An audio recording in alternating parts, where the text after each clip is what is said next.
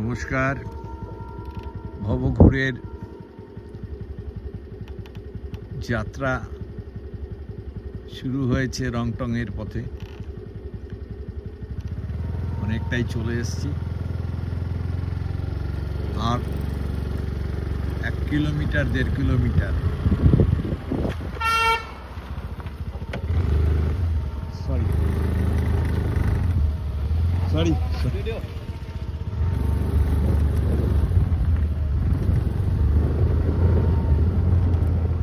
আর 1.5 kilometre.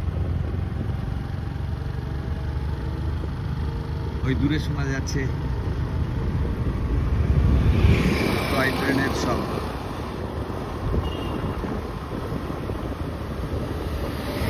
হয়তো দেখাতে পারবো।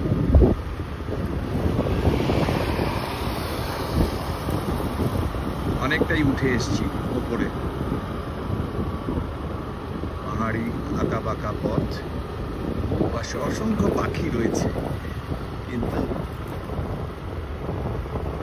দেখতে গেলে বসতে হবে, ধৈর্য দেখাতে হবে, তবেই তারা দর্শন দেবেন।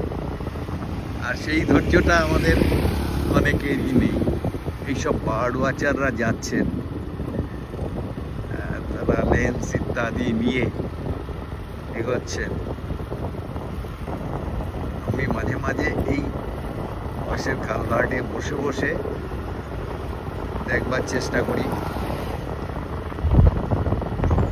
পেয়েও যাই অদ্ভুত সব রঙিন পাখি, একই টাইপের পাখি, কিন্তু কোনোটা একদম লাল, কোনোটা একদম হলুদ, কোনোটা বা কালো, কিন্তু একই জাতের পাখি। অদ্ভুত লাগে সেগুলো যখন কিচিরমিচির করে না, সেটা মানে কি বলবো, ভাষায় প্রকাশ করা যায় না, এত সুন্দর।